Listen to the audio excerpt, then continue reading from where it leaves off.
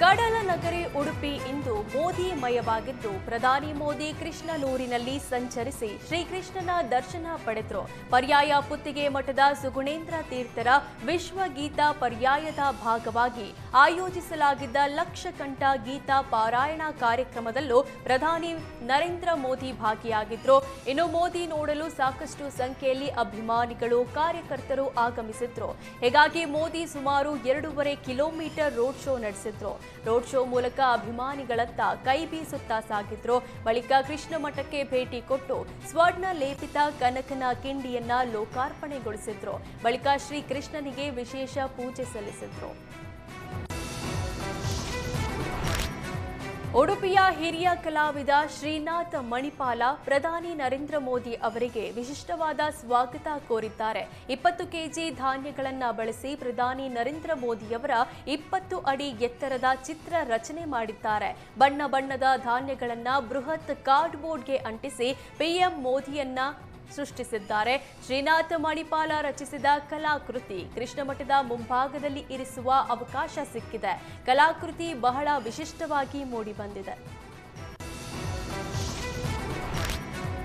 ಇಂದು ಪ್ರಧಾನಿ ಮೋದಿ ಉಡುಪಿ ಶ್ರೀ ಮಠಕ್ಕೆ ಆಗಮಿಸಿ ಶ್ರೀಕೃಷ್ಣ ದರ್ಶನ ಪಡೆದಿದ್ದಾರೆ. ಆದರೆ ಇದಕ್ಕೂ ಮೊದಲು ಪ್ರಧಾನಿ ಉಡುಪಿ ಭೇಟಿ ವಿಚಾರಕ್ಕೆ ಸಚಿವ ಪ್ರಿಯಾಂಕ್ ಖರ್ಗೆ ವ್ಯಂಗ್ಯವಾಡಿದ್ದಾರೆ.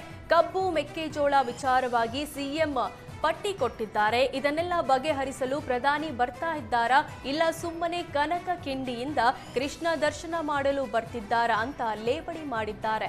ರಾಜ್ಯಕ್ಕೆ ಆಗಿರುವ ಅನ್ಯಾಯ ಬಗೆಹರಿಸಲಿ, ರಾಜ್ಯದ ಬಗ್ಗೆ ಇರುವ ಸಮಸ್ಯೆಗಳ ಬಗ್ಗೆ ಮಾತನಾಡಿದ್ರೆ ನಾವು ಶ್ಲಾಘಿಸ್ತೇವೆ, ಸುಮ್ಮನೆ ನಾಟಕ ಮಾಡಲು ಬರೋದಾದ್ರೆ ಬೇಡ ಅಂತ ಕಿಡಿಕಾರಿದ್ದಾರೆ.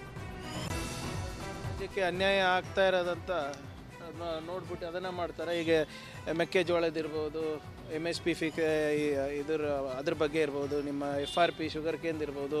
ಮೊನ್ನೆ ಮಾನ್ಯ ಮುಖ್ಯಮಂತ್ರಿಗಳು ಹೋಗಿ ಪ್ರಧಾನಮಂತ್ರಿಗಳಿಗೆ ಭೇಟಿ ಮಾಡಿ ಪಟ್ಟಿ ಕೊಟ್ಟಿದ್ದಾರೆ. ನಮ್ಮ ರಾಜ್ಯಕ್ಕೆ ಹೇಗೆ ಅನ್ಯಾಯ ಆಗ್ತಾಯಿದೆ ಅದಕ್ಕೂ ಉತ್ತರ ಕೊಡ್ತಾರಾ, ಏನು ಬರೀ ಕನಕ ಕಿಂಡಿಯಿಂದ ದರ್ಶನ ಮಾಡ್ಕೊಂಡು ಹೋಗ್ತಾರಾ? ಅವ್ರದ್ದು ನಮ್ಮ ರಾಜ್ಯದ ಮೇಲಿರುವಂಥ ಜವಾಬ್ದಾರಿ ಬಗ್ಗೆನೂ ಕೂಡ ಮಾತಾಡಿದ್ರೆ ನಾವು ಕೂಡ ಅವರಿಗೆ ಅಪ್ರಿಷಿಯೇಟ್ ಮಾಡ್ತೀವಿ. ಸುಮ್ಮನೆ ಬಂದು ದರ್ಶನ ಮಾಡಿ ನಾಟಕ ಮಾಡಿ ಹೋಗಂಗಿದ್ರೆ ಯಾಕನ ಬರ್ತಾರೆ ಗೊತ್ತಿಲ್ಲ. ನಮ್ಮ ರಾಜ್ಯಕ್ಕೆ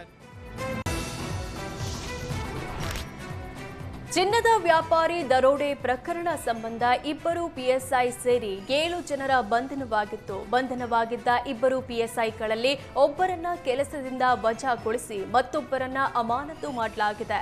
ನವೆಂಬರ್ 24ರಂದು ದಾವಣಗೆರೆಯ KSRTC ಬಸ್ ನಿಲ್ದಾಣದಲ್ಲಿ ಉತ್ತರ ಕನ್ನಡ ಮೂಲದ ಚಿನ್ನದ ವ್ಯಾಪಾರಿ ವಿಶ್ವನಾಥ್ ಎಂಬವರನ್ನ ದರೋಡೆ ಮಾಡಿದ್ದ 2 PSI ಸೇರಿ 4ರನ್ನ ದಾವಣಗೆರೆ KTJ ನಗರ ಠಾಣೆ ಪೊಲೀಸರು ಬಂಧಿಸಿದ್ರು.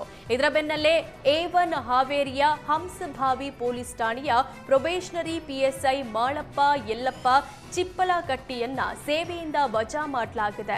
ಶಿವಮೊಗ್ಗದ ಸಾಗರ ಟೌನ್ ಪೊಲೀಸ್ ಠಾಣೆಗೆ ಆದೇಶದಲ್ಲಿದ್ದ PSI ಪ್ರವೀಣ್ ಕುಮಾರ್ನನ್ನ ಅಮಾನತು ಮಾಡಲಾಗಿದೆ. 2 PSIಗಳನ್ನ ಸೇವೆಯಿಂದ ವಜಾ ಮಾಡಿ ಪೂರ್ವ ವಲಯ IGP ಡಾಕ್ಟರ್ BR ರವಿಕಾಂತೇಗೌಡ ಆದೇಶ ಹೊರಡಿಸಿದ್ದಾರೆ.